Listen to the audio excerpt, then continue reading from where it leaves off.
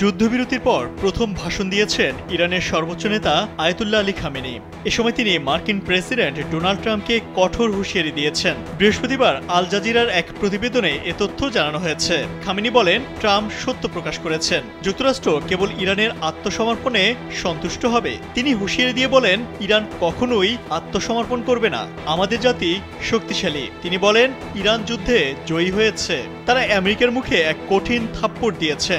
যুক্তরাষ্ট্র এই যুদ্ধ থেকে কোনো সাফল্য অর্জন করতে পারেনি। খামেনি বলেন, যুক্তরাষ্ট্র সরাসরি যুদ্ধে প্রবেশ করেছে কারণ তারা মনে করেছিল ইহুদিবাদী শাসন সম্পূর্ণরূপে ধ্বংস হয়ে যাবে, এজন্য তারা এ যুদ্ধে জড়িয়ে পড়েছে।